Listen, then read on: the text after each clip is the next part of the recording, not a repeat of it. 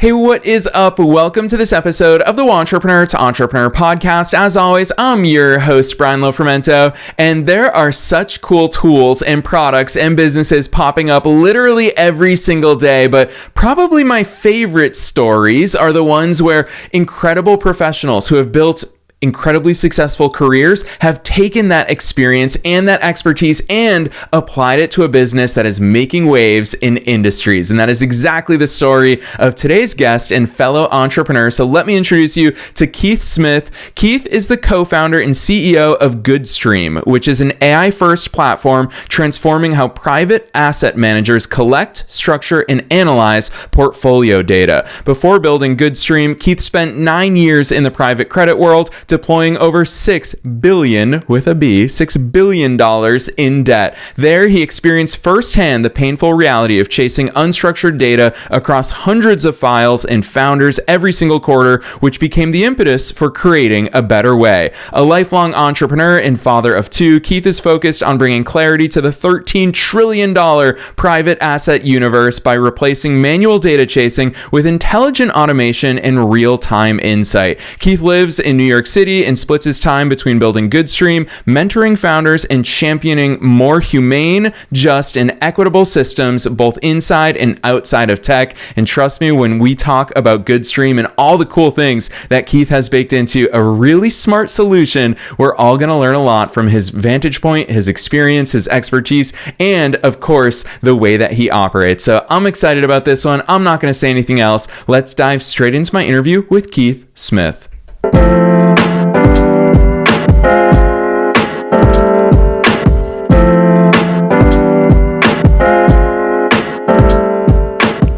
All right, Keith, I am so very excited that you're here with us today. First things first, welcome to the show.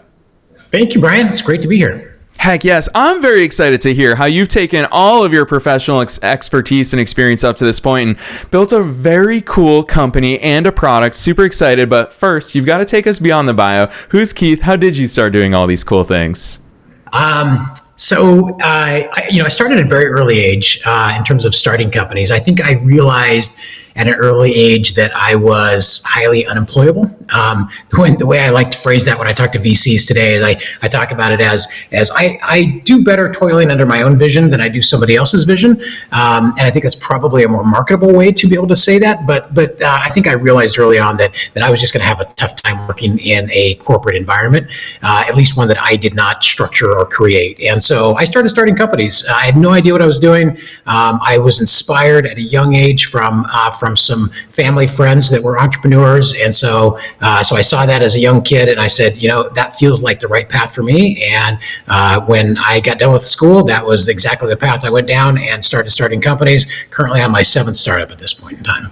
Yes, I love that. Keith, I want to go there with you because I think that as someone, I started my first business when I was 19, and it's funny, people struggle to see. They're like, how did a soccer blog lead to a marketing agency, to a book, to a podcast, and literally all the things? But I promise, in my mind, and especially in the rearview mirror, it all makes sense. I can see those dots. So walk us through what that growth and the trend and the line between all those companies looks like. Yeah, it is there's a consistency there, which is that I get a tremendous charge out of building something where nothing existed previously. And that is the story of entrepreneurship and of founding companies for sure. And it's all about identifying pain points and challenges and markets where you feel like there's a customer that is underserved. And then it's about building things that people want and things that people will actually use. And for me, I have a similar through line where if you look at all the various companies that I've started, you would say, boy, I don't really know how those all go together. Looking back, I can see the through line for me. A lot of it is around automation and creating better ways to be able to do certain things by using technology in order to be able to do so, and kind of taking advantage of each of those waves. In my very beginning of my entrepreneurial career, it was pre-internet, and so we were, but there was new connectivity where you could use ISDN lines and things like that, and so that was a new technology that we were leaning on, and then it was the internet, of course, and then it was mobile, and so as these new waves of technology have come come along, I've been able to leverage those new technologies to be able to solve new problems, or sometimes using new technology to solve very old problems. And that's certainly the story of GoodStream and what I'm doing today. It's all about leveraging AI and these incredible new large language models that we have access to be able to do some really incredible things that people have wanted to be able to solve for a very, very long time. And now we can finally do this with AI. Yeah, I'm super excited to go deeper into the world of all things GoodStream. But Keith, I feel like you just revealed part of your entrepreneurial mindset and definitely part of your strategic decision making of what to get involved in. That you said, yeah, I really like to come up with new solutions. And we recently had Dr. Andy Simon on the show, and she talked a lot about, we've all heard about the blue ocean strategy.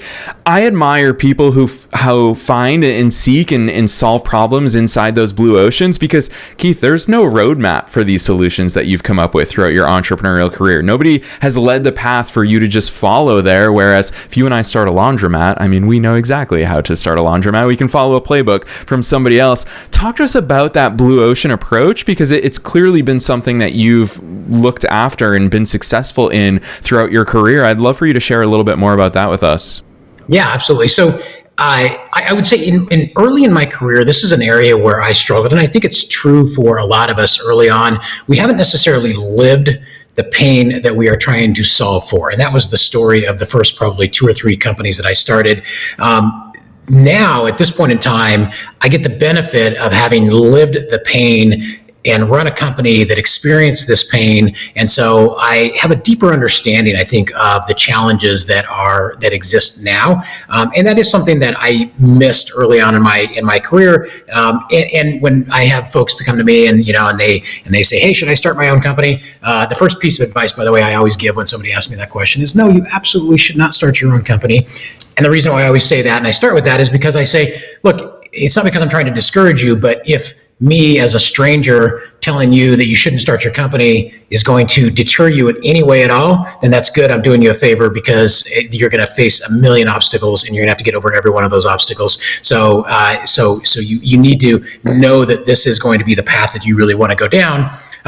But early on in your career, oftentimes you haven't necessarily lived that pain. And so oftentimes I think it is more prudent to go out, work for another company, work for other startups, live that experience, see some of those pain points that then you can then come to the market with solutions to be able to solve now that you've actually lived those. Now, I didn't follow that advice. I jumped in with both feet and oftentimes was up to my neck in the mud puddle, as it were. But that is probably a more prudent way to go about the entrepreneurial journey, and certainly not one that I followed.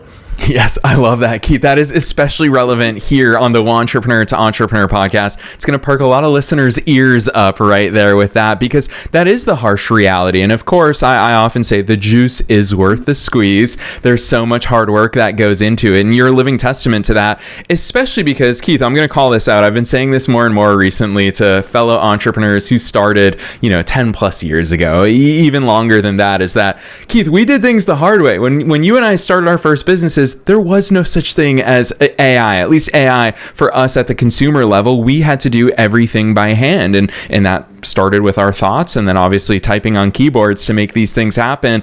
Obviously, the mass adoption of AI has opened up so many doors. Now, people like me who I have no coding experience, I can vibe code entire SaaS applications and products. It's really cool. So talk to us about your vantage point, having been in the game for as long as you have and seen these innovations.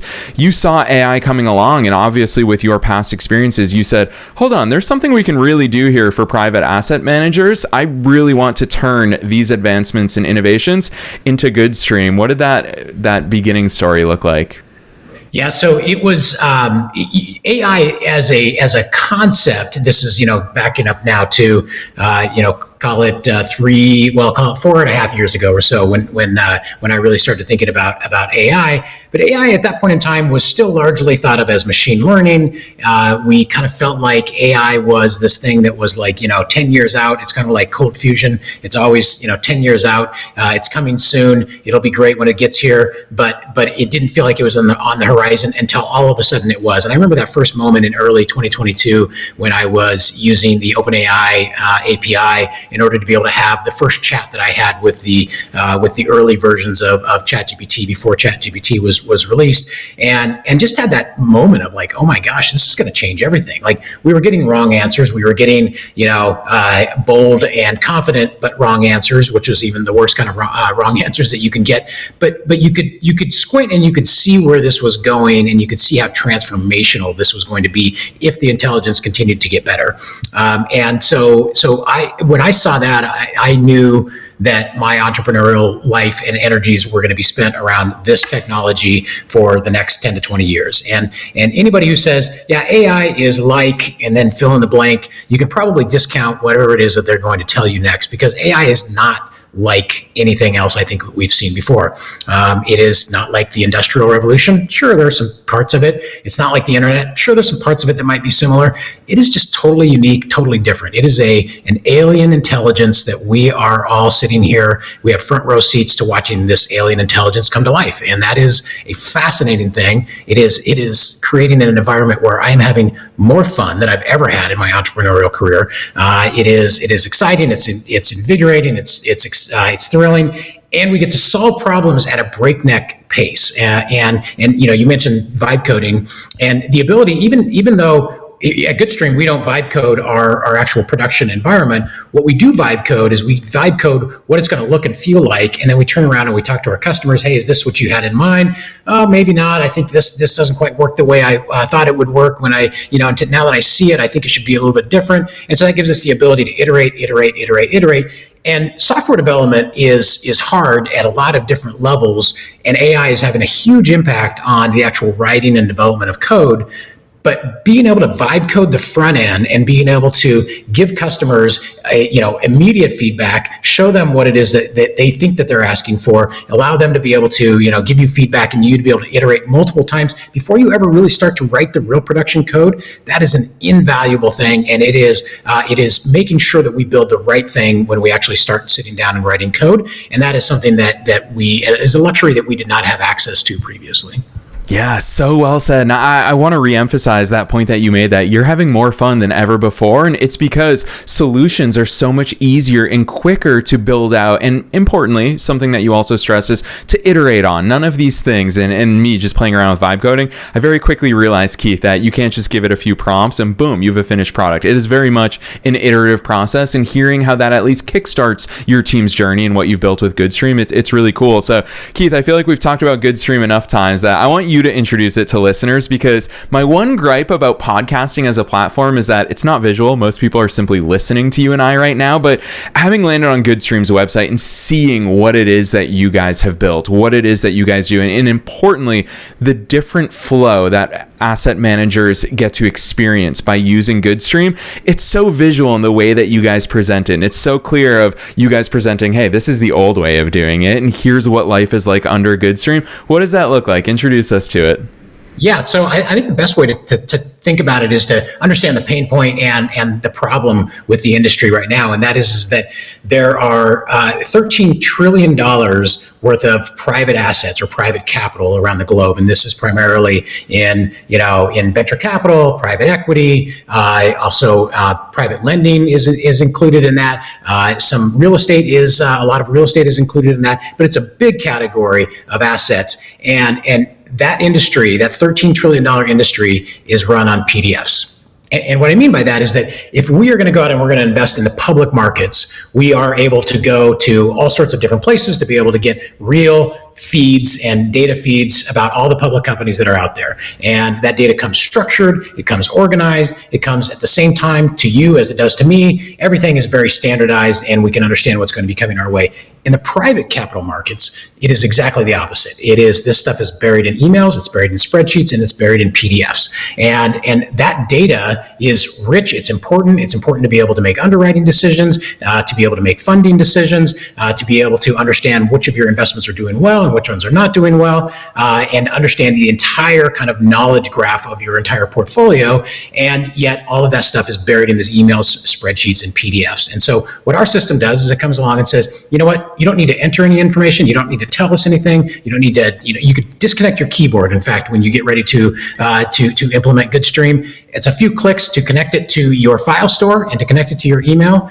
And then what GoodStream does is it just goes and opens up every single file, every single email, every single spreadsheet that a venture capitalist has, and says, what is this? Let me understand what this is. Let me put it in the right category, and then let me extract all of the critical underlying data fields out of that document. That's typically a legal document or some sort of a document that was not written by an engineer. It was written by a lawyer typically, but it has all these important data points in it, and extract all those data points, put them into a normalized database, and make that available to your AI as well as to all the other systems that need to be able to have access to that information.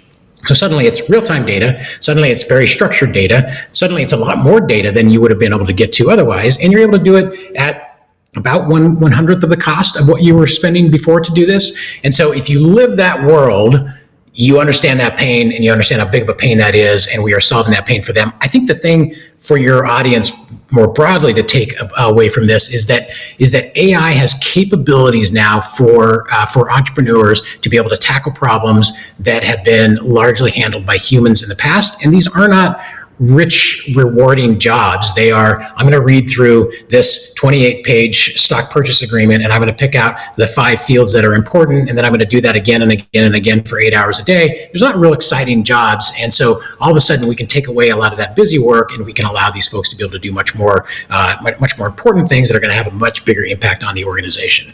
And I think therein lies the story for thousands of entrepreneurs that are going to be starting companies, which is they've identified a problem, they understand a problem, is a problem that is now being tackled largely by human effort, and now we can apply AI in very intelligent, smart, agentic workflows to be able to solve this problem, and there's businesses to be had all over the place right now.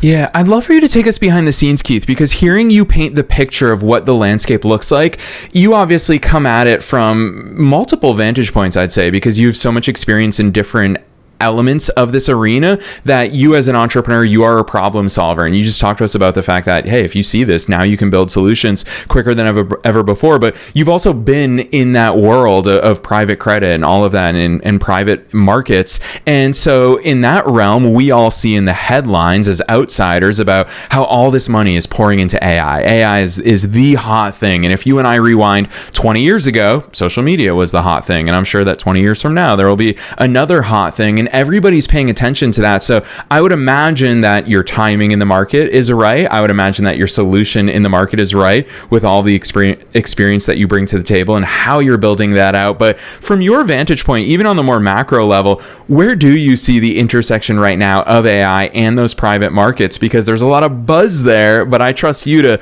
make sense of the buzz and turn it into that real substance. Yeah, and it's always been, I think, challenging for any sort of manager or business operator to figure out how to be able to assess software and be able to pick the right software for what they need. My sense is that's going to get even more difficult as we go forward, just because there's this Cambrian explosion of new solutions for these challenges that have been with us for a very long time. And so the ability to be able to go out and start a company, the capital that is needed is very low. You need insight, you need grit, you need an incredible team around you, and you need a bit of capital, and all of a sudden you have the core ingredients needed in order to be able to go out and tackle a particular problem. And that means that lots of other people are doing that as well. And so there's a lot of discussion, I think, in the entrepreneurial and startup land at this point in time around distribution is king, because you can build a great piece of software, but until you are able to get it in the hands of customers and be able to figure out how to be able to do that repeatedly, get them using your software, figure out how to be able to have your distribution channel that is going to grow the business, then you don't really have anything at all. And there's going to be a lot more noise going forward. So I think this is we still, as founders of tech companies, we have to very much focus on building incredible products. However, that next hurdle, which is, okay, now that you built this incredible product, how do you get it into the hands of users reliably, consistently, and cost effectively? That is something that I think is going to become more difficult. And everybody's going to be using AI tools in order to be able to market into their various channels. And so it's going to get noisy, and we're going to have a harder time distributing software. And yet the market opportunity, I think, is going to get bigger. So there's trade-offs on both sides from a pure business perspective. It's not like there's money out there just waiting to be picked up. What it does mean, though, is that there are problems that are waiting to be solved and now can be solved that couldn't previously be solved with technology. Yeah, I really appreciate those insights, Keith, especially the way that you articulate them, because there is so much emphasis on the product, but I mean, you're injecting something into this conversation that most people often ignore, which is that distribution. That's still going to be king. I'm sure that this is a big claim I'm going to make, but I'm sure that ChatGPT is not the greatest technology on planet Earth. I'm sure that there are others, some of them we've heard of, for example, but ChatGPT certainly was crowned an early king, at least with their early distribution. They broke all sorts of records for number of monthly active users right out of the gates. And so the magic of their success there is not merely the technology, that certainly helps, but it's also that distribution. And Keith, I will say this, I don't normally go here on the air, but because you are someone that so much of your messaging, you bring all the important considerations that maybe aren't often talked about enough. You bring those into the conversation, and you very generously, before we hit record today, you invited me to go to some real places with you today. And I think part of that is that you and I were talking and we're geeking out about business and strategy and tech and understanding your customer and distribution and all that. But the truth is, in any entrepreneurial conversation, we all are also people. We all have lives. And Keith, I so admire the fact that you're doing all of this while also being a dad, while also working on so many good things and giving back in so many different ways. So I'm going to totally put you on the spot here. Talk to us about that side of the equation, because it is an important one that doesn't get talked about often enough. Yeah, it's interesting because I talk to investors and venture capitalists all the time. They are both our customers and our investors as well. And so we talk to them for both of those reasons. And one of the things I always try to do is I always try to connect with folks on a personal level, and usually that means talking about our families and the people that are close to us, where we live, all that kind of thing. And what I find is that it is much easier to connect with women about being a parent than it is with men about being a parent. And I think we as men, oftentimes, just for whatever reason, we kind of view that as, well, we don't really want to talk about that publicly. We don't want to bring that out, in a business context. And there are no two people who are more important to me than my children. I have an amazing daughter, an amazing son, 28 and 25 years old, and they are the apple of my eye, the light of my life, etc. And I was a single dad, raised them on my own. Starting companies and a family at the same time was never easy. It was challenging. They went through a lot. They like to say they were raised by wolf. That's our little family inside joke. But it's for me, the lessons that I have learned about being an entrepreneur, the vast majority of them came from the experiences and the insights that I gained by starting a family and raising two little humans. And so that's been incredibly valuable. And the bigger and more important piece of that, though, is that the only reason why I go out and start companies and do this, this relatively crazy, or chose this relatively crazy life of the startup world is because I want to be able to have the freedom and the resources to be able to support my family. And so they're the reasons why I do this. And they make it all worthwhile. And so all of that, to put a kind of a postscript on it, is that my daughter and I started my last company together. It was an AI company in the consumer space, and so we ran that company for 2.5 years together. Absolute joy. It was so much fun starting a company, running a company with my daughter. It didn't end the way that we wanted it to, and that's oftentimes the journey that we take on as startup founders. But the reward in this particular case was the journey that I had with my daughter, and it was incredibly rewarding.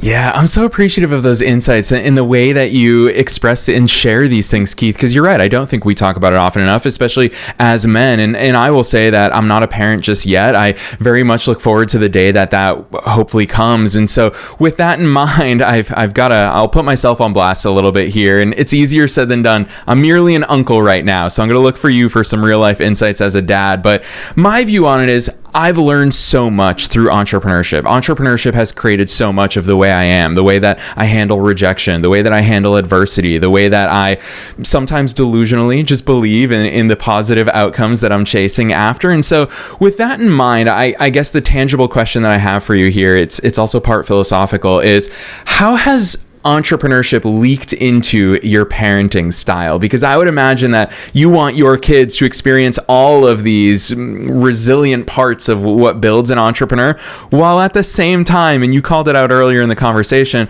also protecting them from many of the hardships of entrepreneurship, because it is that delicate balance. So I'd love to hear some of those insights.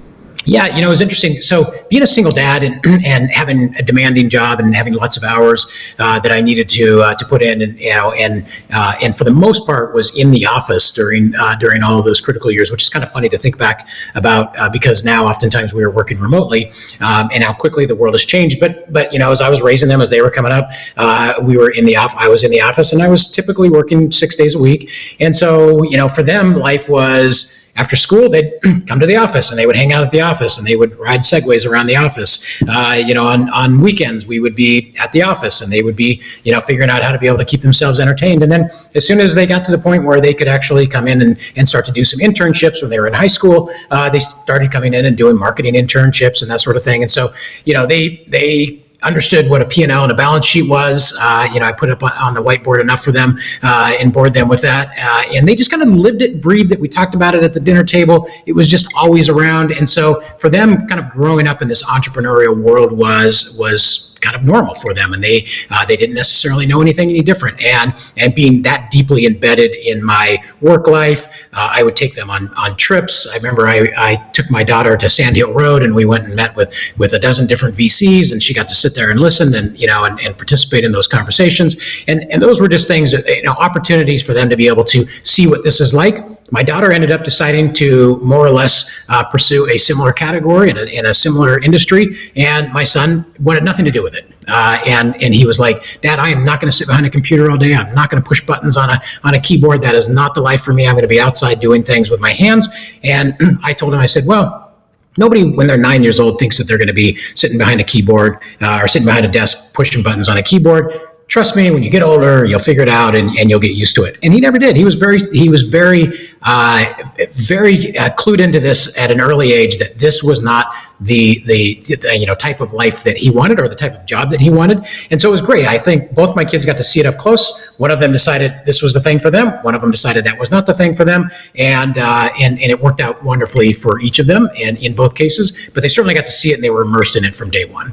Yeah, I love that. It's super exciting. As an uncle, my niece and nephew, they're 8-year-old twins, and it's really cool to see them have their first ever lemonade stand last summer. And I'll never forget when my niece FaceTimed me from my sister-in-law's phone, and my niece was just like, "Uncle Brian, nobody was buying the lemonade, so I even marked it as free, and still nobody is stopping their car on this road." And I was just like, "Savannah, making it free is not the way forward. These are so many valuable business lessons that we have to go through and experience, and it comes with those hardships and that rejection." But it's cool to hear. I mean, nature versus nurture. There's just certain innate elements that not everyone's meant to be an entrepreneur, and that's something that we have to explore and experience, especially in our parenting style. So, Keith, one thing that is kind of that hidden layer, you've alluded to it a few times in talking not only about your business, but especially when it comes to parenting, is time management. And one thing I often ask about on the air is time horizons. You are a tech founder. You've got an incredible AI-based solution that is shaking up the way that your industry operates in a way better way, so that it makes people's lives easier.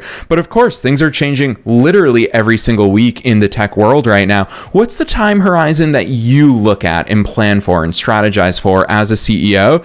Is it quarterly? Is it annual? Especially since you and I are having this conversation on the verge of the New Year celebration, I'm super curious to tap into that part of your strategic mind. Yeah, I love annual planning cycles, and I do this for myself. I've done this religiously for a long time, which is that at the end of the year, I love to be able to assess how did I do personally towards all the goals that I set out for myself. I set up and I define my new OKRs for me personally, and there are all sorts of things: health and family, and in my love life, which I'm happy to report I have a wonderful partner, and I met her a little over a year ago, and that's working wonderfully. And just all of those kinds of things. I set up those OKRs and I like to review them.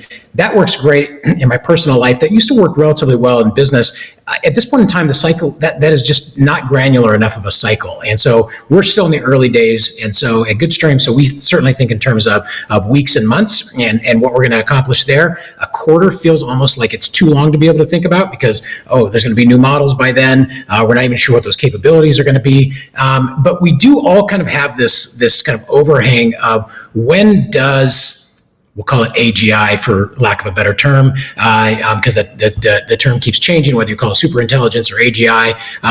But when AI meets this threshold where you can, at a single prompt, build out the vast majority of what you would need to build out in order to be able to start a company, everything kind of changes at that point in time. And so I don't think many of us have much visibility beyond that point. And I think until we get to that point, I think we can understand, hey, AI is going to significantly impact our lives. It's going to impact how we figure out what to build. It's going to impact how we build that stuff. It's going to impact how we distribute that stuff.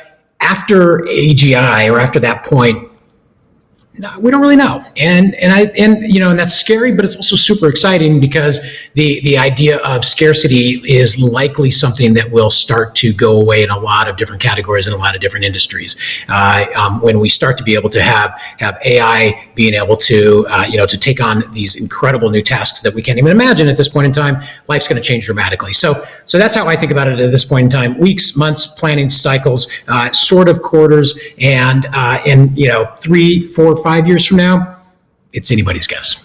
Yeah, so well said. 2020 honestly was the ultimate proof that you cannot plan too far into the future. Whatever plans everybody had in 2020, straight out the window right away. And the fact that these tech innovations and disruption doesn't have to be bad, but disruptions in good ways as well, these can throw things in totally different directions. So I really appreciate those real life founder insights. And Keith, I'm going to put you on the spot one last time. It's super broad. I end every episode this way, so you can take it in any direction you want to go. And that is, what's your best piece of advice for listeners, knowing that we're being listened to by both wantrepreneurs and entrepreneurs at all different stages of their own growth journeys, and also knowing that you are very much one of us. You're a fellow entrepreneur who's been in the game for quite some time. What's that one piece of advice that you want to leave them with today?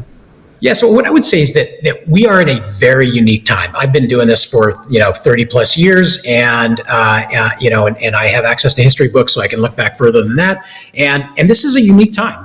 Humanity has never experienced anything like this AI cycle that we are going through. And so there's some very tactical things that are happening right now, which is that probably every potential business customer that you could imagine in just about every single category is probably open to picking new software right now. So we're going through a super cycle where in any given year, there might be 15% of VCs who might be thinking, yeah, I might be interested in updating my software solution and my software stack. At this point in time, it's probably 85% of VCs in the next 12 months will be open to changing their software stack if they can find the right solution. And that is a super cycle that we think will last about 24 months, and then it'll probably start to close. And so if you're thinking about solving a problem that you understand well, now is the time to jump in and do it. And if you're not trying to solve a big problem that requires your full-time work, there's a lot of things that we can do as with taking the entrepreneurial spirit and applying it to various areas of just friction or pain points that we see around us that we would like to solve for, and using the latest AI tools and leveraging this technology in order to be able to solve those things. And that's a great way to be able to really get your feet wet and be able to better understand what this thing is all about, solve some of these problems, see what it is like going all the way from beginning to end, and you may not have to give up your day job to do that. You may not have to disrupt your life or change careers. You could do that as a moonlighting kind of exercise and better understand it. But if you are going to take the plunge and if you are going to jump into the entrepreneurial world, I do think we are in the middle of a super cycle that we will not see again, potentially in the next decade or our lifetimes. Yeah, Keith, I love that, especially because I know, and we hear from so many listeners, how easy it is to feel like they're late to the party or that they missed the boat entirely. So listeners, this is Keith not only saying this as a fellow entrepreneur, but really hidden within his advice there is someone who really understands the private markets and where money is flowing and what's being rewarded and where attention is going. So Keith, super appreciative for you dropping that advice on our listeners right there. I'm also very excited for them to actually go forward and see what GoodStream is all all about, because us talking about it, that's cool, that's fun, that's one thing, but them actually seeing it in action, literally the way that you've also visually laid out how GoodStream works and how it changes the game inside of your industry, it's really incredible. And I think there's a lot of lessons there as well. So for listeners who want to find you and all the cool work that you're up to, drop some links on us. Where should listeners go from here? Yes, check out goodstream.com. And if you are a portfolio manager, if you work for a venture capitalist or a private equity firm, you probably understand this pain well, and we're very applicable to you. If you don't, then it may just be interesting to check out GoodStream to be able to see how it is that we are going about solving this problem and this particular pain point in this particular industry. And I think there's a lot of lessons to be learned there that can be applied to a lot of different industries, primarily just around this idea of being able to take unstructured data and make it structured. And that is something that AI is getting very, very good at. And I think it's going to fundamentally transform a lot of different industries. So there's a lot of opportunity right now. Yeah, so well said, Keith. And that's exactly why I always say success leaves clues. Listeners, you already know we're dropping that link down below in the show notes, no matter where it is that you're tuning into today's episode. We're also linking to Keith's personal LinkedIn account. So I'm sure he's not the only Keith Smith on LinkedIn. It's probably hard to find him there. So that's why we're linking directly to his one and only LinkedIn account down below in the show notes. So if you want to reach out, continue the conversation, maybe you have a fellow entrepreneur or investor that you want to introduce him to, do not be shy. You hear how accessible he is in today's conversation. So Keith, on behalf of myself and all the listeners worldwide, thanks so much for coming on the show today. Thank you, Brian. It's been great.